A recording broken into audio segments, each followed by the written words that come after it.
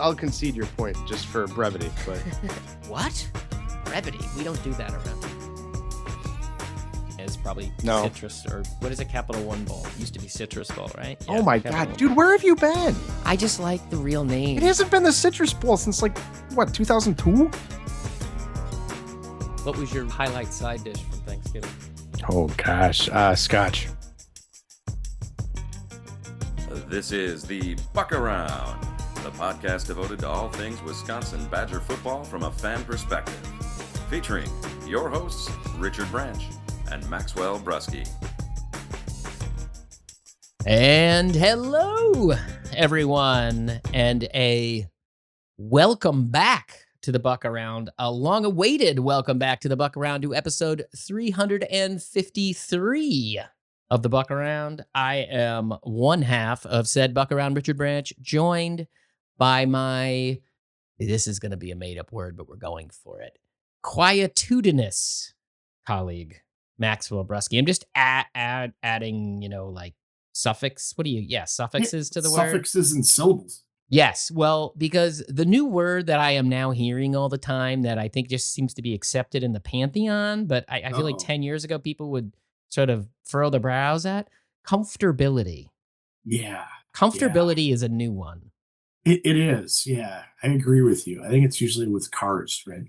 Well, it was with Billy Edwards discussing whiteboard work, actually, in a video that I watched. And I think he said the word comfortability 4 times. And I sort of said, I guess that's in the lexicon now. Well, the English language is a living, breathing thing. As they all are, right? Mhm, So yes. fair enough. It's good to be back. It's been a minute for us. It has been a minute. It's been a quiet summer of Badger. Well, not summer yet. Late spring of Badger football, post spring practice. I guess for reasons you and I were talking about before we hit the button. Maybe it's the 5-7 malaise. I like your thought that some of it is this house settlement flux. But yeah, so Well, flux and kind of uncertainty. yeah. You know? But I reading what I have forced myself to read about that, because it is definitely not that interesting. Same. Makes me think I don't believe that this thing is super permanent, but we'll see what happens. And I say the same, even though I'm a lawyer. So, listeners are owed our discussion of the defensive side of the ball, Max, and we intend to deliver today because that is worth discussing. And I guess we should get right into it, right? I mean, I don't know. There's nothing else we need to cover. And what did we say? There's a little bit more intrigue, uncertainty. There's, than the offense. I think that's pretty easy. We thought the offense, I mean, quite frankly, the offense was like, yep, I agree. Yep, I agree. Yep, I agree. Yeah. That's what it feels like. We thought maybe to do defense and to maybe sort of add a little wrinkle to it was to talk snap counts on the defensive side of the ball, because a lot of the defense is pretty well known. A lot of the defense, there isn't a lot of intrigue. But maybe sort of like how snaps are divvied up in a game became interesting, and did a little homework, looked at the last, it was 4 seasons of Badger football, going back to 21, and realized that the team more or less averages 65 snaps a game. I think the low was 60, the high was 70. In 2 years, they averaged, I think, almost 65 on a dot defensive snaps a game. So just said, why don't we work with 65? For your number one players without injury, basically. Well, no, this was total defensive snaps in a season. Oh, yeah, okay, okay, gotcha. Snaps played per game. Gotcha. There are 65 defensive snaps, give or take. And it's just an easy working number because, makes sense. Yeah. Multiples of 5 makes it easier. And thought we'd do that. But then also the other tricky part, which is what you were just alluding to, is trying to sort out the whole, I guess, the 300-pound question in the room, which is the 300-pound outside linebacker in the room. That is a great way to put it. And how we structure that. So for people who can't see, you and I have like a little spreadsheet sort of depth charty thing where we put sort of 2 traditional defensive tackles, put an outside linebacker and put linebacker in air quotes, which sort of signified one position that sort of feels like if you listen to our last show where Colton was talking about where that guy's he's really more of a down lineman, but like a rush down lineman. That's sort of that position. And then we have another position we called outside linebacker, which is more, I think, what you and I and most of the people listening think of as outside linebackers through the years with the Badgers. And then 2 inside guys, and then the old, 5 DB look, as a defense. So that's sort of how we thought to approach it. Am I explaining that reasonably well? You are for me. Okay. I can't speak to the listener, but you are for me. Well, I was only asking you. They're not here. Yeah. So it makes it kind of hard for them to answer me. I guess the other thing too, before we get started on this, is like there's positions that and players on offense that I'm more excited about. And, if I go to a position group here, there's none of them to me really like jump out as, there's a couple of individual players I think that'll have highlight type moments. Okay. But you know what I mean? But there's no like Dylan Jones or Billy Edwards or, Vinny Anthony. And I'm really excited to see what they're going to do with these guys. I just don't know. I mean, that's fair. Yeah, but I think that's a little bit more of the uncertainty that or why this is maybe a little bit more of a, I don't know, meaty exercise, I guess, for lack of a really better word. I just don't know what to expect. All right, well, let's do this. Let's explore those feelings, Max, as we work our way through. That's my general comment. Yeah. Yes. So where do you want to start? Do you want to start sort of safeties and corners? Do you want to start? I think we should, because I think let's go to the more certain things. Yeah. I'm with you. All right, so let's start safeties, right? I mean, I can't imagine you and I disagree that Austin Brown and Preston Zachman aren't going to be like the number one guys, right? I think that makes sense. I think Austin Brown will have some interesting positional versatility. I don't know if he's gonna be like kind of the Hunter Wooler type and have more flexibility to do that. Yeah, so that was the part that I was trying to figure out, because it plays into a little bit with the corners. But let's just start with safety. So you got Zachman and Brown starting. How many snaps a game do you think they're going to play? I'd say Zachman is probably. I'd say both of them are in the mid 60s. I doubt they'll take any time off unless they get banged up. You think like you're going to put them really do as every down guy? I mean, Zachman last year was especially Zachman. Yeah, he played the most snaps on the defense. He played 753. Right. I just don't know where Brown's snaps are going. How I doubt he'll come off the field. But just where he's going to be is a little bit different than Zachman. Yeah, so Zachman averaged 63 snaps a game last year. On a defense that I think maybe they were 70. I think they were 70 snaps, if I'm not. So no, maybe they were 65 last year. I didn't keep the note. Wait, no, I kept the number over here on my little note. I'll tell you. Yeah, they were 65 last year. So he played almost every snap. Yeah, and those two guys are kind of an example of what I'm talking about. Like, I think they're the most solid, reliable players in the safety among the most in the whole defense, right? Yeah. So, but I'm not excited about them. Like, I don't. It's not like Hunter Wooler where you think he's going to be. Oh yeah, that's a first or second All Big Ten level player. He's got All American potential. I don't feel that way about those guys, and that's not taking away anything from them. But I think Zachman's a more capable player, can do a little bit more for you, but like I don't know how much different he is than like a John Torchio, who wasn't all league, who wound up being an all league player. But, well, I think he's a better player than John Torchio. Yeah, I think so too. No, I've always thought he's better than the Musos and the Torchios that you think of with that guy as that high safety. He's just he's a guy who can do more down near the line than those. Is he like Scott Nelson? Yeah, I think that's where he is. He's probably in that more like caliber. Yes, he's more like Scott Nelson. Maybe not as good as Dakota Dixon, but in that realm. But so I thought to myself, I really do think they don't want these guys playing. I really think that's why they brought in all these safeties. They don't want them playing 60 plus snaps. I think Brown and Zachman are both playing sort of in the 55 range, maybe a little bit less. But I think some of Brown's snaps, like the way I did it, it's kind of a cheat, which I didn't do on the rest of the depth chart. I said Brown is playing 50 snaps at safety, but then he's probably playing 7 to 10 as a nickel Yeah. type. And then I think so what do you think of Young and Trainer? How much? I think they're playing 10 snaps. Like I think they're 10 or 12 Well, rotational I think guys. you're probably right. And, you know, like it's, yeah, I don't know.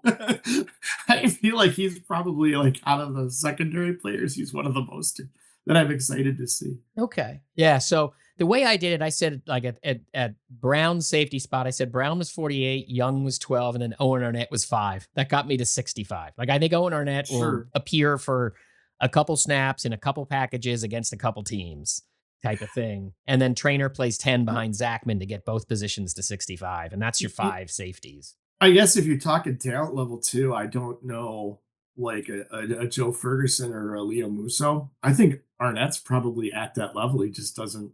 He has better players above him. What do Maybe. you think? No, I don't think so. No. Maybe Ferguson. I mean, Musso is a better player than Ferguson. Okay. Um, I don't know. I'm not convinced. All right, so let's do corners then, if you're okay with that.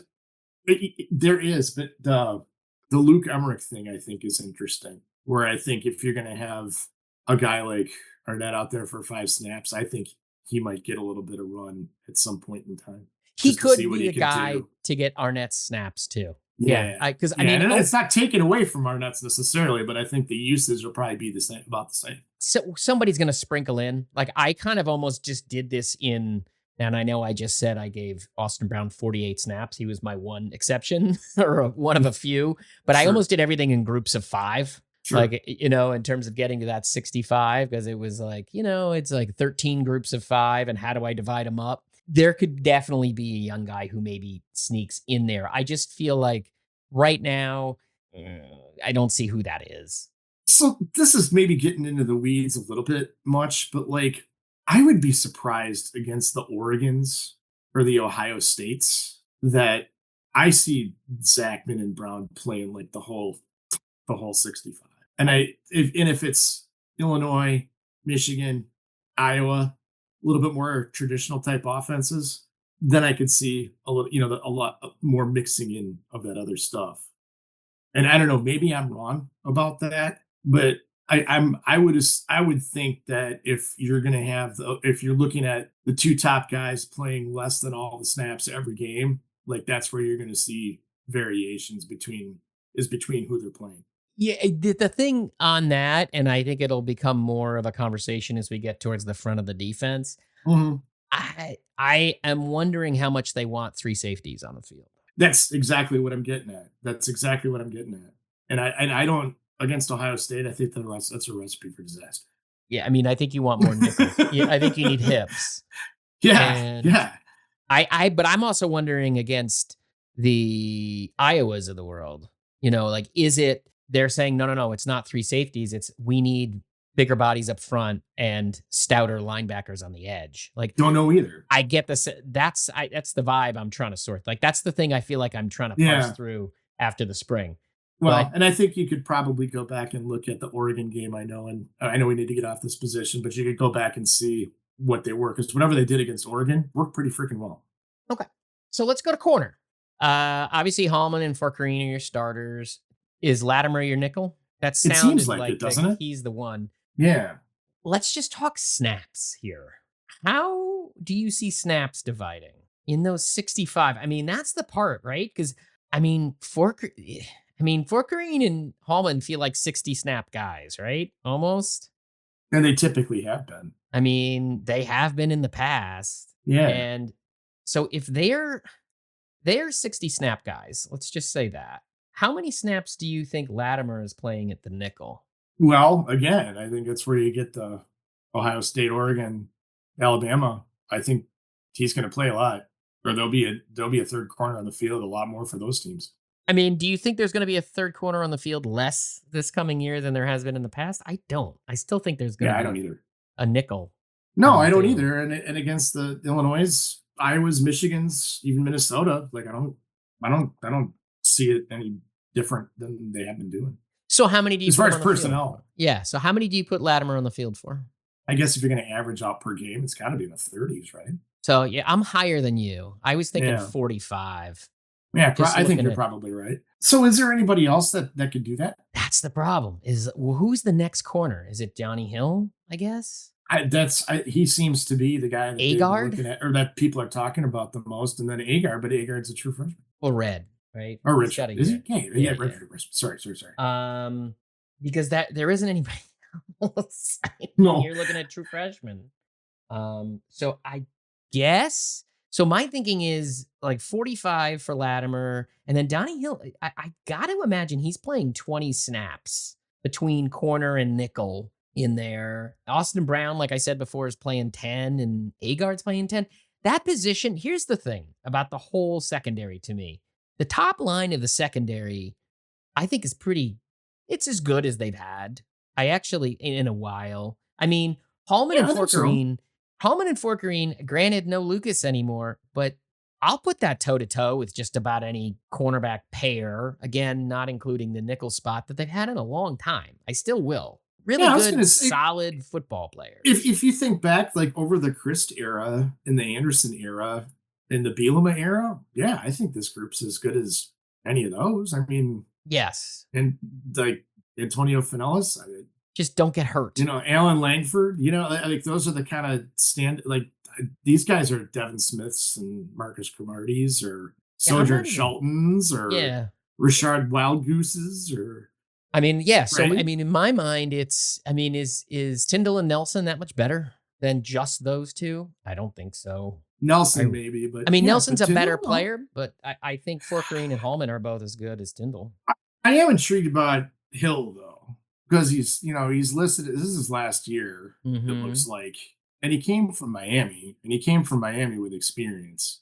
And I don't think he came here to be depth necessarily.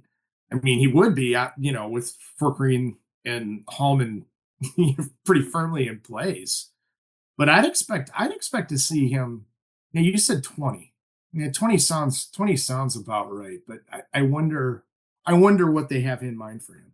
Well, yeah. I mean, I think the idea there was he was competing for that nickel spot, Yeah, and it sounds like Latimer at this point is a step ahead of him. He's going to have to rotate somewhat. Like they're going to have to figure Yeah. out something there. yeah. I don't know if they're going to teach him all three spots, field boundary and nickel. I think that's a lot for a backup.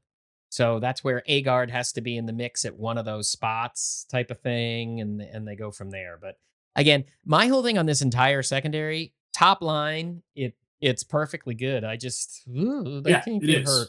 Yeah, it is. I agree with you. All right. Should we And go to it's the strength of the defense. should we go to defense? Let's go to the defense. I mean, You the mean- defense, the linebackers. I'll make it, Max. Let's start inside, because again, that's where we're dealing with knowns. Actually, are you cool with, by the way, we do inside the tackles and then we end on Yeah. outside? Because I think Yeah. that makes the most sense. It does, and I feel like these are like our Gary Anderson episodes when you like. I wish we started with the safeties instead of the corners because we Right. should have went corners, with that snake pattern. Right. Well, everybody ended up a safety in Gary Anderson's Right. roster at some point. If they couldn't find a spot for you, they're like, "You're a safety." Give me And then- Nate Hammond. Yeah, and then you went down. You never saw them again. All right, inside, obviously Curtis and Allegro, right? The question Yeah. I have is how many snaps a game are they playing in a 65 snap game? I think you'd have to, if he's not hurt, or even if he is hurt, I think you'd have to have like power tools or power equipment to get Allegro off the field. So I you're feel putting like. him pretty high, right? I am, and he seems to be the one that's like primed for the breakout. The only real problem I have with Allegro is the dumb ass number 0. Okay. Well, I mean, I think that's outside our purview. Well, it may be and it may not be. I don't know, but I don't get it. Anyway, but yeah, don't you feel that way? I mean, what package is he going to come off the field for? Like, what scheme is he going to come off the field for? And when he took over, what did he have? What did he finish the season with? It was like 18 tackles, 20 tackles, and 19 tackles in Yeah, the he last had 3 a lot. games or something like that. Yeah. I don't see him coming off the field just because I am mostly trying to figure out what the alternatives are. I mean, it's Mhm. the same thing with Tackett Curtis, honestly. I was thinking, I mean, Allegro's going to play 55 snaps a game. I think Curtis is going to play 45 snaps. I'm probably conservative on that number. He's probably closer to 50, but I just think both of them, if one of them gets hurt, I think it's a real issue because, I mean, Oh who's it yeah, going to for be? sure. Turner, I guess, is the next guy. Well, and Tackett Curtis has been. I don't know how often he's even been 100% as a Badger. Hmm. I So mean, so hopefully, yeah, you see a step up. But I mean, I think the whole defense. Oof. I mean, this is another one. It's just all of this is in the same. It's the same thing to me. I get the top line, but past those two, I'm thinking like Antoine Turner's gonna play a dozen, 15 snaps a game. But then guys like Tyler Janzi, I actually think Garrison Soliday will sneak in just because they need to get somebody some a breather here and there, and Thomas Heiberger type of thing. I mean, they're all going to play like 5 snaps apiece. I mean, like to get if myself, Heiberger's healthy, yeah, but I think at the spring game, he still had on the cast and he was on the wheel thing and stuff like that. exactly. I don't. Yeah, I feel But then terrible who is for that it? dude. Then who is it? That's I guess my question is if it's not him, you're kind of like, is it I, Gauthier? yeah, it would be. And Put him there then you're for looking at 5. redshirt freshmen and freshmen then. Yeah, I mean, because I don't know who else you're putting out there. Cooper Catalano? I mean, I don't think you're putting. Now, Catalano's a pretty interesting one because I feel like he's the kind of guy that if Heiberger would have been healthy last year, he would have been on the field, and I think excuse me, he would have seen the field, Mhm. and I think Catalano is that same kind of as that. I think they feel that way about him too. I mean, if that's the case, then he's that 5 snap guy. Like basically for me, I feel comfortable, with Turner, Janzi, and Soliday sort of as a 15, 5, and 5 guy. And then it's like the 6th one in there. Sure, take Heiberger and put another Well, one in. my concern with Jancy is like you haven't seen him at all. Like how many No. snaps from scrimmage has he even had? And Uh I know he's from down here, and 2 towns up, but I gotta, 1 snap from scrimmage last year. yeah. And with all this stuff that it's not like it was an effective defense for the Yeah. most part. Like, I just felt like you would have seen him a little bit more. And I think it seems to me that the Gauthiers and the Catalanos would be Ahead of him. taking the snaps that he would be getting. Okay, And maybe. we're talking about down the depth chart too here. Agreed. And for Janzi too, I think he's on every special team, or at least 3 of the 4 special teams units too. I'm 99% sure. If that's the case, that makes me think he's more likely to play. Just because then he knows coaches see them. Those guys who play a lot of special teams. Yeah, yeah. As who are they going to use as the rotational 5 to 10 snap guy? That's who I think they point the finger at to me, but we'll see. But looking, We'd have to do a deep dive on that. I'm not convinced. I think you're mostly right, but I'm not ready to jump quite in on that. So there are some guys that just don't. but I mean, yeah, I I don't feel have like strong he's one of them. feelings. I'm with Yeah, you. no. Like I said, we're talking about down the chart. Yeah, here. I'm kind of with you. Would you say that Allegro is like the one guy they can't afford to lose on defense? I feel like it. So it's definitely between the linebackers and the second. I mean, it probably. I don't think Allegro can get hurt. That's a fair question. That's a fair question. Like then it's Turner, and then yeah, I think you're right. I mean, Yeah, I think so. And not just because he's the one with like the most like breakout potential or whatever, but it just there is no adequate substitute for him. He is that good. I mean, he's really really good, but there's nothing. Yeah, I'm with you. Like I don't know how you backfill that, right? Like Yeah. we'll he get just to needs to my put his number closing. back to something in the 40s, and then I would feel much more comfortable about him. All right. Well, we're going to come back to my thought, not about the numbers, but about injuries in my closing thoughts about this. But anyways, let's go to we said we did defensive tackle. We'll do that. The interior defensive line, guys.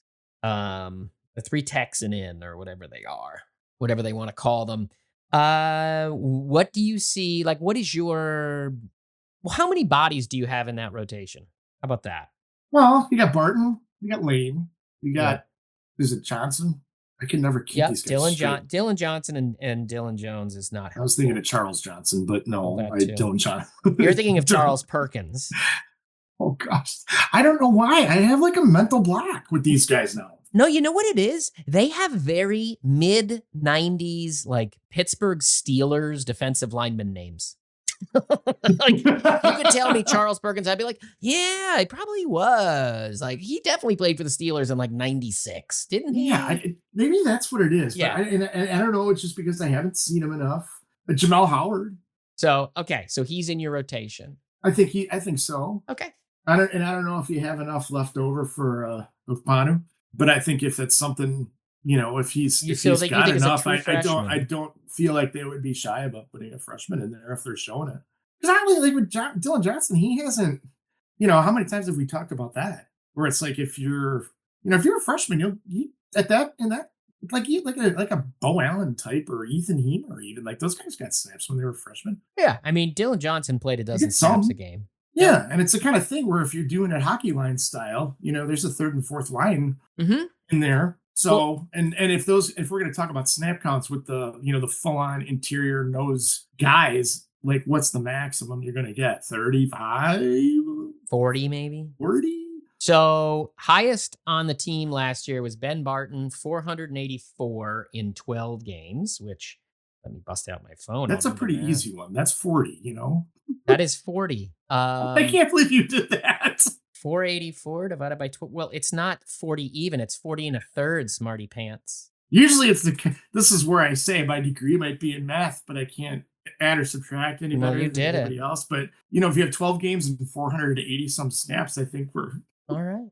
Because I'm looking at everybody else. All right, smarty pants. No, I know. I'm kidding. You don't need to be picking on me. It's been a month. I know. I'm really not. No, you are. You are. Right now. Right. I'm really not. If that's the way we're going to be the rest of the way, maybe let's get a little hostile around here. All right. So we got Ben Barton capping at 40 last year. How do you see your snap? All right. So who is anybody getting 40 snaps? And Kurt Neal had 434 in 12 games, Max. How many is that? I think Barton and Lane will probably do that. You think Barton and Lane? Be up in there. Yeah, I do not think Brandon Lane is anywhere near there. Brandon Lane played 97 snaps. Or maybe it's Perkins. It's definitely Perkins. Yeah, Charles Perkins is it. I think Charles Perkins is going to lead the team. I think he's going to be the guy that's going to be at 500 on the season. Yes, and I apologize. That's what I meant to say. Yeah. I think Perkins. You know what you have in Lane. I think Perkins is going to be like 40 snaps a game. I think Ben Barton's going to be in the 35. And then it's after that. Like Barton is willing, but how many, can they eat in? I think someone eats into his snaps, right? Like if he did 40 snaps a year last year, I think he's at 35 because I think Dylan Johnson is going to be in the 15 range. Like he claws up, right? And he's the guy I think that's clawing at the back of Barton. But then you have JVR Suggs, who was effective at LSU. That's right. In limited snaps, which I wonder if that means he's a 15 snap guy. I would think so. And then I would assume so, actually. Yeah. That leaves me with three guys, which is Jamel Howard, Brandon Lane, and then like you wanted a Akponu. I'm wondering if it's Parker Peterson just because of the body, like just getting the biggest guys. I mean, Akponu is 300 pounds too, but yeah, I was going to say, I think those guys are, I don't want to say interchangeable, but I mean, you got Parker Peterson's a experienced player. Yeah. I mean, whereas Akponu's not. Yeah, I'm saying 5 snaps there. So that's again where I go back to that. I mean, if you have Keanu Benton played plenty when he was a freshman, when he was a true freshman. Like it doesn't. If we're talking at the 4, 5, 6 snaps a game, third hockey line here, I think either of those guys are like that. I think Peterson you'll see more of. I'd love it because he's more experienced. I'd love it if it's a true freshman. I mean, seriously. I would like it too, but yeah. But I mean, I think at this point, I'm assuming Jamel Howard's 10, Brandon Lane is 10, kind of like he was. I mean, Brandon Lane he played in 10 games. So he didn't even play in every, they didn't play him. And you said he had what, 70? 97. 97. I didn't even 70 there. Yeah. So just under 100, right? So that's 10 snaps a game. And 10 games, though. And I don't think he was hurt. So I think it's fair to divide that into 12. We never heard about him being hurt. Granted, he was a rotational defensive lineman, so maybe they're not going to advertise that. But, I mean, he played 9 more snaps. No, sorry, 11 more snaps than Cade McDonald, to put it in perspective. Like he was a guy That is down. perspective, yeah. So I kind of wonder, where is he in this mix? I think he's still in that. He's in the 10-ish snap. If Jamel Howard jumps those guys, that would be fantastic. That would be really, really great to have somebody jumping. It would, and it would be if Perkins can be a little bit of a game wrecker. Right.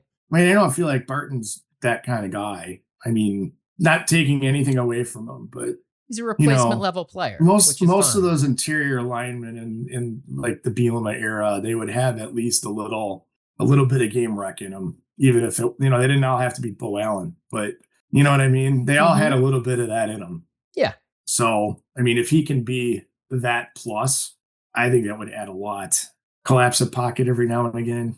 I mean, I think that's what Charles Perkins is being asked to do. That's what, I think Ben Barton is reliable, knows an assignment, can hit a gap, is what they're going to ask him to do. It's going to be different if if the line is a little more aggressive this year, which again, I don't know what that means. We'll see what that means. But he's just a guy, like, he's a constant that's known. And I think it really comes down to how many snaps can people earn from him, right? Like how much can Dylan Johnson show? How much can Suggs show? How much can Howard show that makes them take Ben Barton off the field? Because he's giving them, that disruption that Barton isn't. And that to me is more where it comes from, if that makes sense. Well, and Suggs too. I mean, Suggs is in that list. He's a graduate already, right? So he's like a 7th-year player, I think. It's something insane. He's got one of those crazy COVID things. All right, so let's do the outside linebackers. Should we start with the traditional outside linebacker, or start with the air quotes outside linebacker? Let's start with the traditional. All right. Who do you think is starting at outside linebacker? This is where you and I may get different. Well, gotta be Daryl Peterson, isn't it? Like isn't he the guy? Not to me. This is where it gets exciting, Max. Walk me through your thoughts. Walk me through your thoughts. I got to flip around because I think Fearbury will be a guy you'll hear all the time. Yeah, man. Other than that, it's hard, man. I mean, there's Aaron Witt, but like I think he's more of the he's not a pass rusher type of dude, right? No, he's not. Corey Walker? Yeah, but I don't think he's an outside linebacker. He's 300 pounds. Yeah, I know. Well, he's one of the 300-pound outside elephants in the room that we're going to talk about. Yeah. Yeah, that'd be my guess. I mean, I think Peterson, Fearbury. Okay. I think those are going to be like the dedicated pass rusher types, or at the outside linebacker. Yeah, I don't know. I guess it's hard to say. Yeah, I don't think that's what it's going to be, because the thing that I've been thinking about, I don't know why this came to mind to me this week, but I was thinking about Leon Lowry's exit interview, of all things. Yes. Where he said, like, they were asking me to put on weight and almost play with my hand in the dirt and blah, blah, blah. And like, I didn't want to do that. And at the time, I assumed that was just sort of like the way you make a guy a little uncomfortable, and he makes him think that leaving is his decision. Sure. Type of thing. You know what I mean? Yes. Yeah. Mm-hmm. Yep. But I think in retrospect, because then you had over the winter, Brady Collins talking about, we got to bulk up Daryl Peterson. He needs to be a bigger guy. He is not, the quick twitch edge rusher guy. We got to play to his strengths. So we're bulking him up so he can play with his hand in the dirt more and blah, blah, blah, blah, blah. Which honestly, I mean, it's kind of a bummer. It took 2 years to figure that out, but I think that was more just because there weren't any other options. But I think he is going to look different this year. My guess as to the old style edge rushing outside linebacker, I think it's going to be Sebastian Cheeks. Yeah, I didn't mention his name, and I feel bad for that. But yeah, I think he'll get a lot of run. That's a good call. Because he basically became the best edge rusher in that defense, which isn't saying a ton. He was pretty solid by the end of the year. I mean, he was playing in the 25 snaps a game for the last, I think it was, he played 28 against Minnesota, and then he was playing like 15 to 20, more or less from Northwestern on. Yeah, I was going to say Northwestern, I think, was really the first one where I remember seeing him. Yeah. And it's not just because I saw his family there, because the stadium was 12,000 people. You have the snap counts in front of you? I do. What was his against Oregon? Against Oregon, he played 14.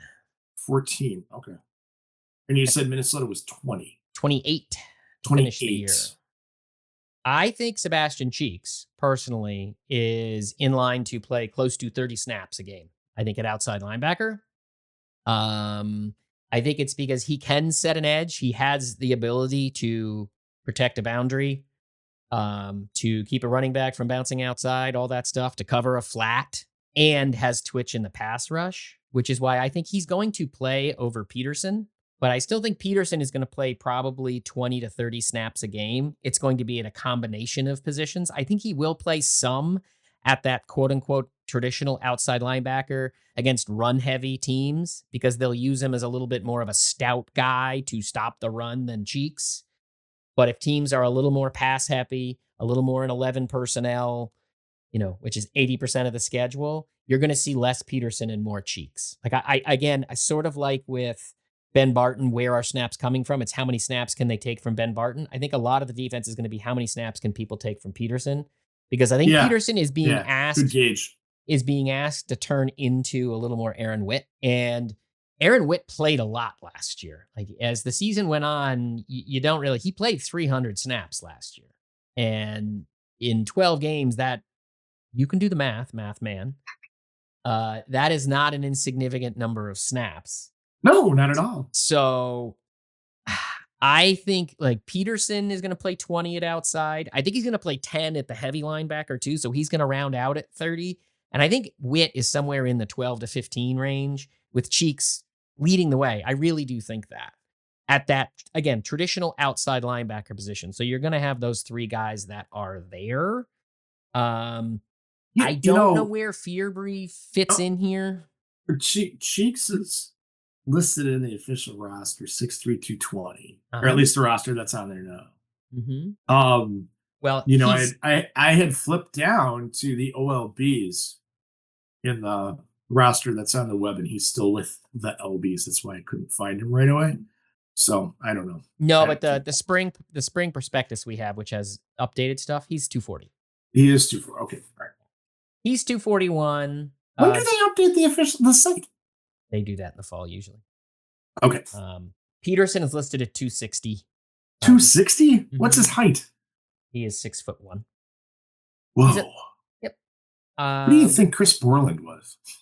I think he was around 255. Yeah, that's because that's an interesting body style. Right. Well, I mean, it is interesting because Matt Mitchell was very vocal about he wants guys between 6'3", 6'5", and 235 and 250, right, or they get too heavy, or if they're short, they got to be really twitchy. And Daryl Peterson is not twitchy, so like he never fit that thing he talked about, which is why again I think his position in this whole thing is intriguing to me. I think he's a guy who will see a reduced role. I guess like I've sort of looked at it, talked about it with people, and I'm kind of buying into it.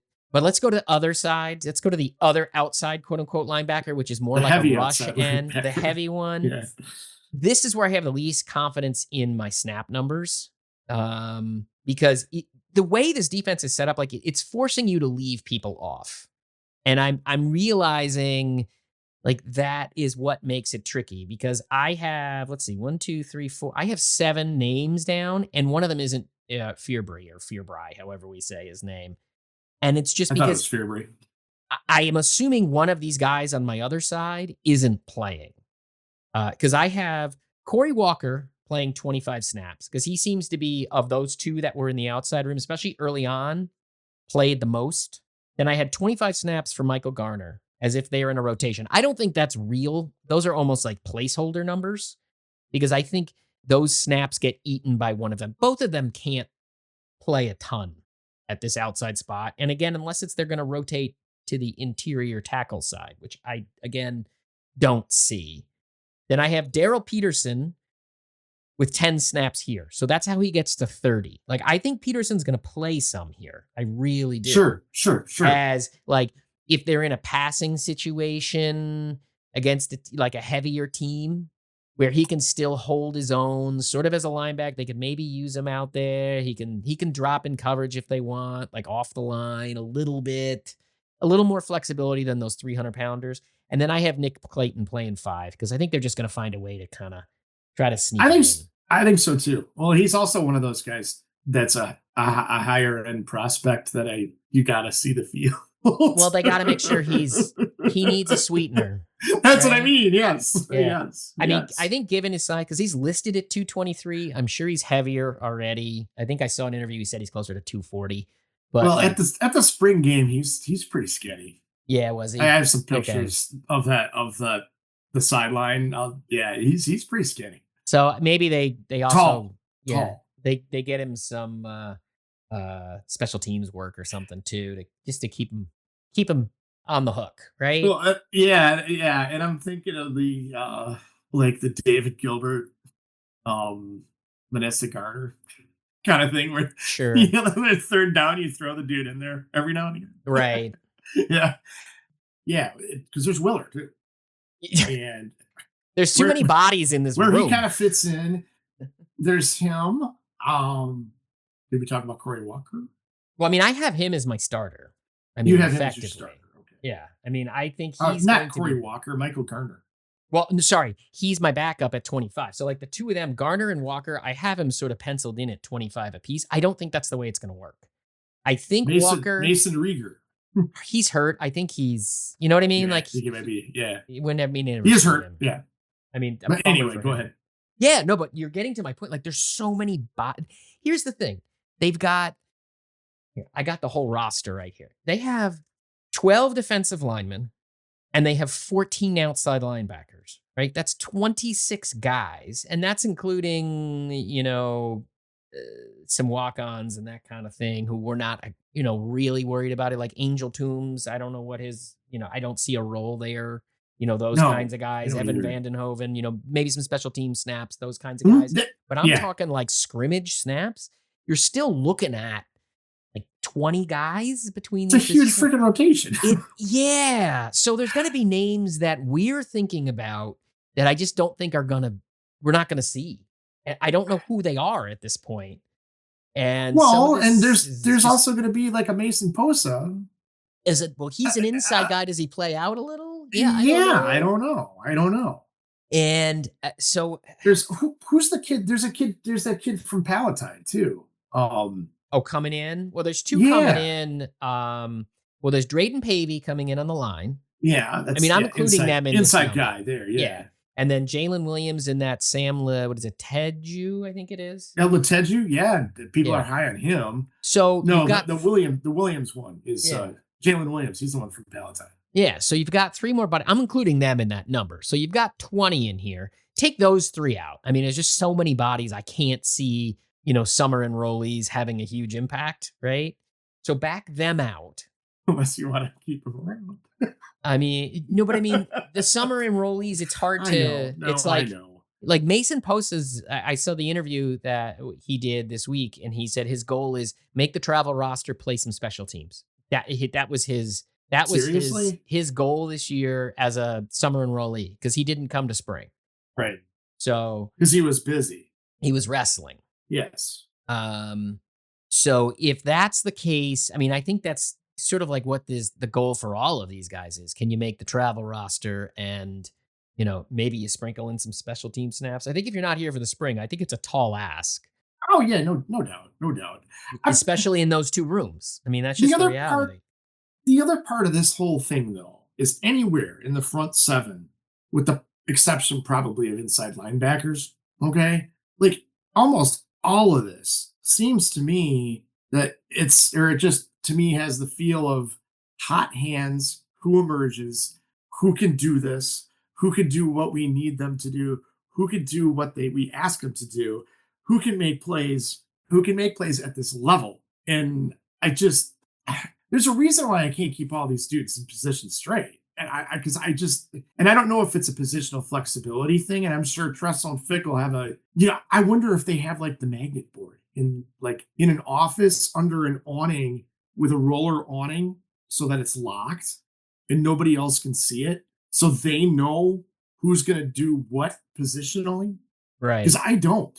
I have no idea, and I don't know if I'll be interested to see what the camp episodes look like. I don't mean camp with a small. I'm being camp with a small C Yeah. because I want to hear what the Ryan Andersons or or other people who look at film a lot. I want to hear what they have to say about this to get some clarity on it. But to me, all of this whole thing with that many players, that's what it seems to me is they have ideas, but they don't know who's going to emerge. And if we're talking about snap counts and players, I just don't think so. And obviously, setting aside injuries, which changes things, but I feel like that's what it has that feel to me. Well, I agree. Like to your point, I don't think this thing ends up where you're having all of these guys playing 15 snaps a game. That has never happened in the history of Badger No, football, and no, I think some of it is the opacity of the way they're dividing the bodies up. Like I really do think Walker and opacity is a Garner. good word, by the way. I didn't mean to eh, interrupt you, but opacity is a very good word for that. Yes. But I really do think like I think Garner and Walker are definitely in their own position group. Like I do think that is a third defensive lineman type of thing. But I also think some of this is Aaron Witt and Daryl Peterson, I think are kind of like right on the edge of being that as well. And not really clear how because like let's use you know what? Let's use Ernest Willer, right? He was a Yeah, defensive lineman as a recruit. Now he was correct. smaller. He was like 240, 250 pounds. Mm-hmm. And then they moved him to outside linebacker. And my curiosity is still like, was that projecting out what this position turns into? And that's kind of the thing where he ends up in that sort of hybridized, almost like they have spots where they use almost like a 4-3 style defensive end, like a David Gilbert style defensive end to go back Yeah, to the guy you and were that's what mentioning that's why earlier. that's the because my brain isn't that good. Like I keep coming back to thinking of like the 4-3 thing because I can picture people in those roles. Yeah. Or like like the Garrett Dooley kind of guy, or Pat Yeah. Muldoon, or that were in these transitional defenses, but they still had a role. Like all like half of these guys seem like that to me. Yeah. No, I think you're right. When you say Garrett Dill, did you mean Brendan Kelly, by the way? Brendan Kelly can throw in there too, but no, Yeah. I meant Garrett Oh, Dooley. okay. Yeah, I mean Yeah. because Garrett Dooley was Like a was tweener he big was he body. 2012 and then Anderson through the whole Anderson period, or No, was he he was later. Anderson? He was No, no, later. no, no. He played later. Yeah. But he came in. I Oh, think I he was see what you're recruited by saying. Anderson. I get what In you're the saying. yeah, yeah, Yeah. yeah. Like he was And it's just a lot easier when you think of the Bielema stuff, Mhm. where there are two interior linemen, there's two defensive ends, and then there's three linebackers, and there's a middle linebacker, and a field linebacker, and a boundary linebacker, Yeah. or a Mike linebacker, or a Sam linebacker, Yeah. and okay, this is how we do it. And it's You know not what I that mean? anymore. Yeah, it's just and Well, not that Leonard was, the same thing, but with Leonard, there's always a group of guys that play three down line positions, and then some flexibility, and then two extreme pass rushers that right. do almost all pass rushing, or if they're good at coverage, blah blah blah blah blah. And then there's two middle linebackers that are middle linebackers, and one's a really good rusher, one's a really good coverage field. Like Yeah. there's just none of that anymore, except for the inside linebackers in this, I think you're in right. my mind anyway. That is the way to put it. That is exactly the way to put it. It's like I think we're lumping people who really shouldn't be lumped.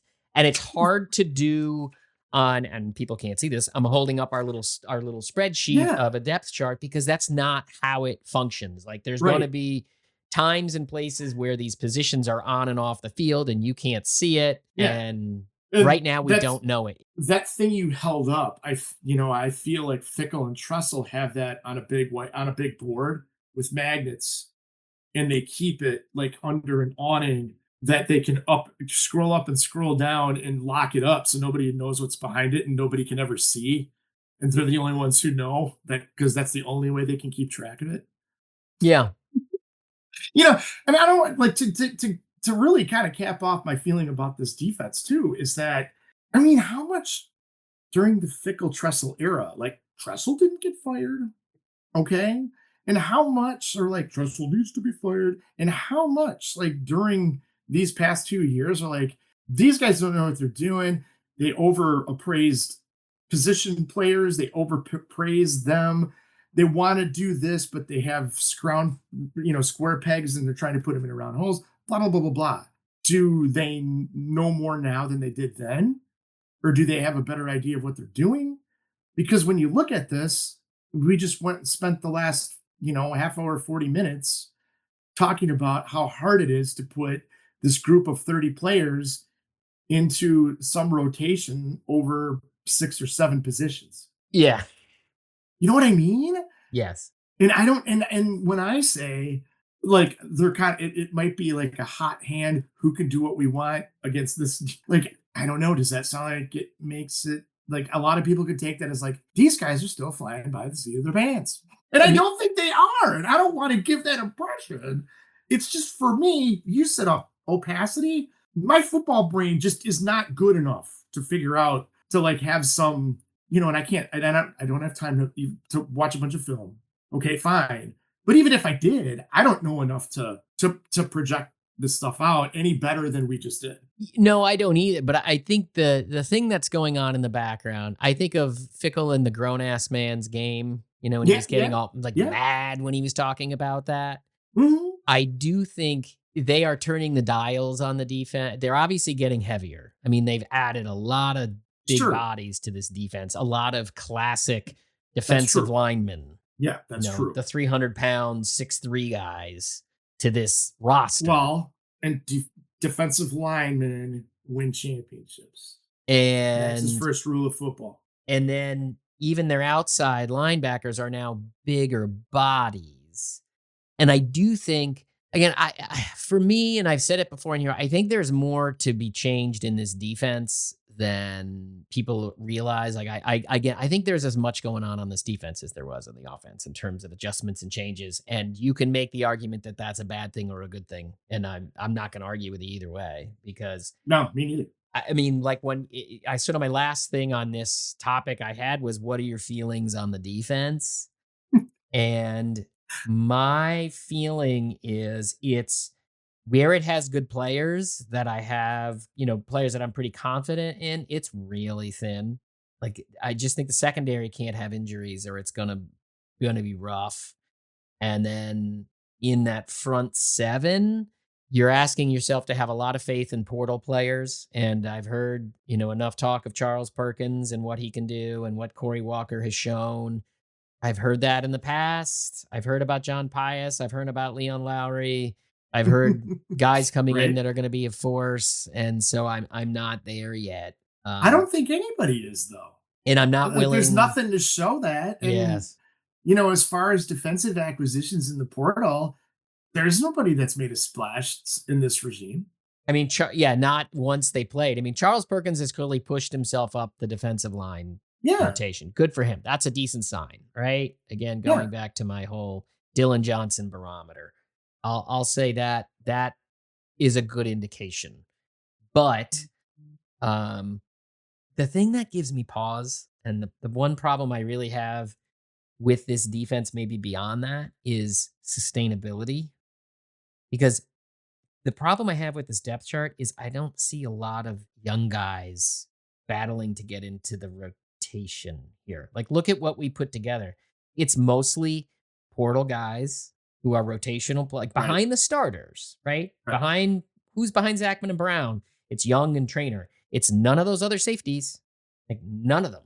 We're not talking about Raphael Dunn. We're not, I mean, like, he's nobody be saying Remington Moss. I mean, these are true freshmen. Maybe Luke Emmerich, okay. But then look at inside linebacker, like we talked about.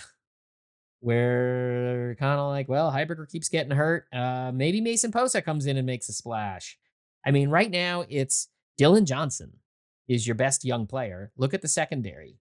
Look at the corners. Like, there aren't young players. Like, you don't feel like there are guys coming in that are the next wave, unless there's people who are going to make a jump. Left. Most of the ones that would have left. I mean, you got your Cairo Skanes and your but those are true freshmen again, guys, right? But yeah, right, it's true freshmen again.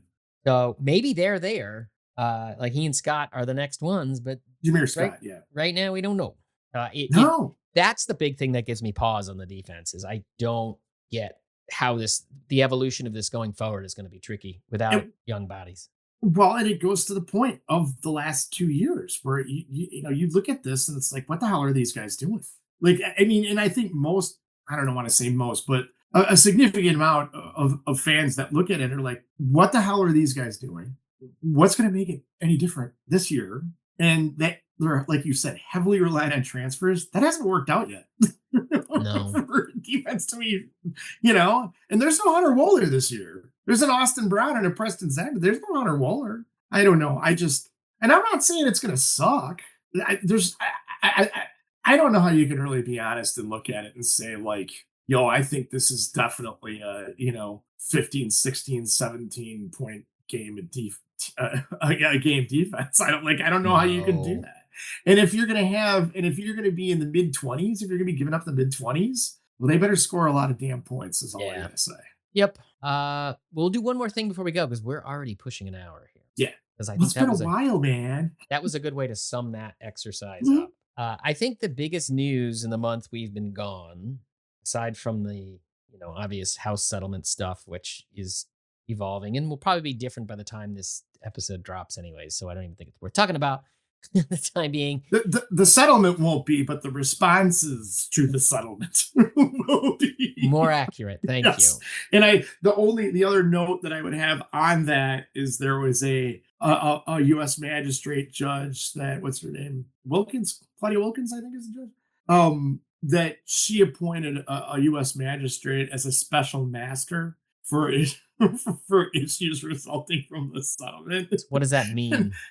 Well, I haven't read the terms of the settlement, but like it's like disputes and like clarifications that need to be done as the thing unwinds. But usually when you have that, it's like you have that, like if there's a consent decree, like think of it in like a government, like a state or local government setting where, like voting redistricting and things like that, where there's a consent decree between the contesting parties, and then there's some kind of magistrate, or it's usually a special master in the federal court system that's there to administrate issues that arise under the consent decree. They're like And the fact that she did that, like, right off the bat means, okay, fine, the settlement's been in place, the judge approved it, but here's a special master because I know this is far, far, far from the end of it.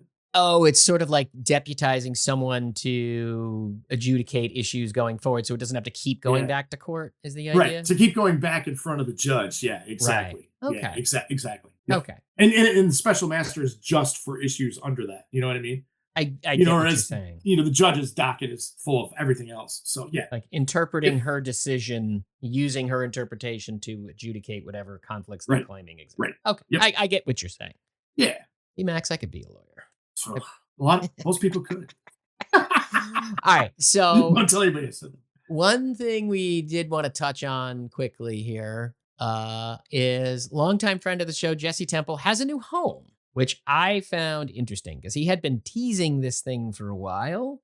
And my longtime suspicion, quite frankly, was that he was going sort of the Substack route, just the way he was talking it, or he was doing some kind of independent venture of some sort, which he is not.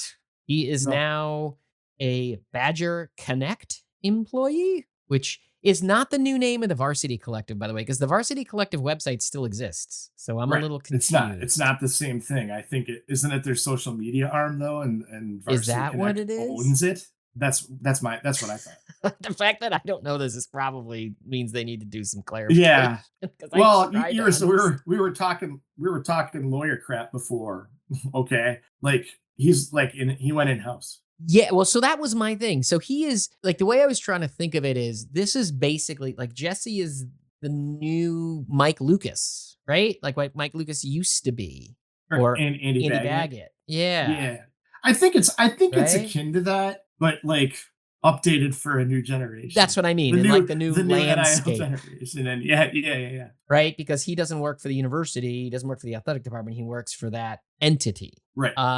The thing that I thought was interesting, or I don't know, the part that I am mulling over is he's like effectively we as observers, fans of the team are, I mean, we're netting down an independent media person, right? Yeah, yes and no. I mean, if I think it's a fine line to walk because he's, been pretty upfront about saying that he's still going to do that. He's still going to call things as he sees it. So, yeah, but I don't think he'd be able to say that if there wasn't some level of autonomy from the athletic department contra the Lucas or the Baggett situations.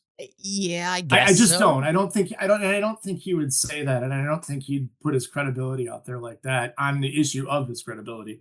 I mean, we'll see what happens. Like that will get tested eventually. But it Yeah, is it interesting will, and because it's a fine line. It's a fine line to walk. yeah, because I know I read all of it. I read and watched, I should say, all of his stuff he's done about the football team thus far. Mhm. And I mean, it more or less falls in line with traditional media coverage. Like it's Yeah. a little, it definitely like it's a little more in-housey, like you can tell, but only by Mhm. a scooch. Um, because he did a thing with the weight room, with he did an article about Mason Posa. He did a thing with Billy Edwards. That's a video piece. And what else did he do? I think those are all of them so far. But I mean, like I they I had a feel like there's one other, but I can't remember either. But yeah, I should know. he's also said that like those deep recruiting profiles of a recruit or a signee, like he's always said like that's his favorite stuff to do. Like his favorite thing to do is that oral history of the Alvarez era or the oral history that he helped Scott Docterman with on the 2010 Iowa Wisconsin game, which Mhm. you know how I get when I talk about that game. And that's always the stuff that he like. That's the stuff that he's always said was his favorite. Mhm. And I think he can do that in no different way than he's done it before. And I just he's not there to be Pravda, but there No. might be some I don't know, some I don't want to say his wings are maybe some clippage of wings, but that's never was his. He's never was like an opinion guy. No. He's not a columnist, you know what I mean? And he never was that. The other article, by the way, he did a thing with Blazek. That was Yeah, really, okay, I think you it know what? came out But today. do you know what I mean though? He's Yeah. not he wasn't he's not a columnist. Yeah, He'll I'll put be an opinion in there and he'll say when if something was not being done the right way, I think he would say that. But it's not that's his stuff has always been just super detailed reporting on a topic mhm. I'm going to be curious what for a like the person. what the because they're doing this as a just a way to reach people, right? Like Mhm. this is an outreach, this is get more people into the fold, yada yada yada, right? So I am curious if it means more like for instance, like the Blazek interview, I don't think there's anything, massively groundbreaking in it, which isn't a bad thing. Mhm. Because he basically says, I like to recruit guys everywhere, and Wisconsin has a tradition of offensive linemen. Like that's the article. You're like, okay, I think I've heard that once or twice. But like, is it going to be more a thing where they build up a book of access to coaches? I mean, that's really the big, I think the sell on it has to be is it's selling the access to players. And does that bring in enough? Because I just don't know see, the Athletic decided it wasn't worth having a Wisconsin beat person anymore. Like that they made the calculation, however they made it, not worth it. We're cutting and running out of this thing, right? And so like I thought I can't because I don't need it. Like that, whatever, No. out, done.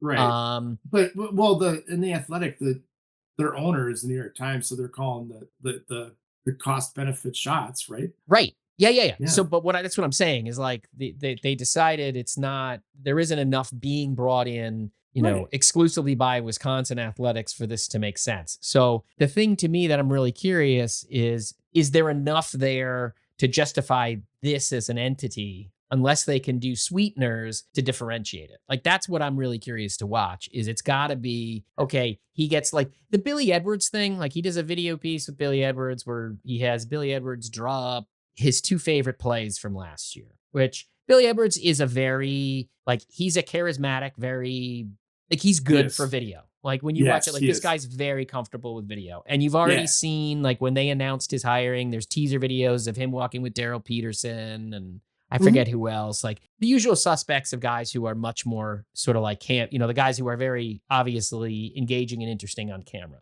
But like the Billy Edwards one is one I don't think you'd see in that medium done any other way unless it has an in-house element. And is it going to be stuff like is the camp going to move behind it? To what you mentioned earlier, like to me, I that's the meant camp logic. with a small C, by the way, though. I wasn't talking about camp with a large C, but Well, yes, you are I was correct. talking about their video production.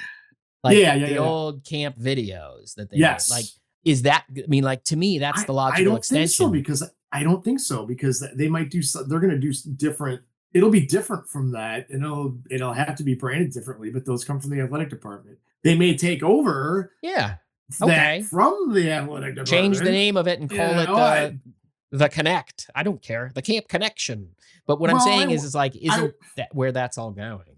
I wonder too if there's some offloading of task with that too from the athletic department. Well, people slide over, I'm sure. I'm sure that happened with the collective too. Those are the parts that I'm just curious to see how this thing works because you got to get enough numbers to put it bluntly, cover whatever you're paying Jesse and then all of the production here to make it worthwhile that there's enough still spilling over the transom, right? And that's the part that I'm intrigued by. Like, how do they do that? So that's my big thought on Badger Connect. But I subbed, so they got me. You did. We'll see. I think on that note, I will too, for that matter. I just haven't gotten around to it yet. Yeah. Before we go, a couple housekeeping items. First off, for patrons. So I don't forget this because I didn't put it on our official agenda. You're going to notice in June, you're not going to get, it's June 10th. From today until July 10th, you're not going to get charged any Patreon charges for Buck Around. I suspended it for a month just because, as Max and I were talking about before we started, things are quiet. And unfortunately, Patreon does not let us charge on a per episode basis for Patreon, which would be truly our ideal world. And we haven't been putting out episodes as often as we have been in the past. So we've built up a bank that covers our expenses very well right now. So we just stopped it because that was never meant to be a source of profitability for the two of us. If it was, we're not doing a very good job of it. No. So it's like we just paused it for now. May pause it again in July. It just depends on the rate that we put out shows. And it really just we don't want to feel pressure to put out shows to justify that and then feel like they're kind of flat and crappy. So we're taking it as it comes. That you need to get something for your for your dollar. Very, very generously donated contribution. Exactly. So that way we don't feel the pressure of that dynamic and worried about it and then put out stuff that we're like, which leads to the next question, Max, which we'll do in the air. When are we coming back? We need some news, right? Be a couple weeks. We need some news, but we're going to work on some we're coach in the beginning stuff. of June. I don't know how much is going to happen between now and then, but then July, I don't know if we want to do any preview stuff starting, maybe get a coach to come back on the show. We're going to try for that. We're going to try for that.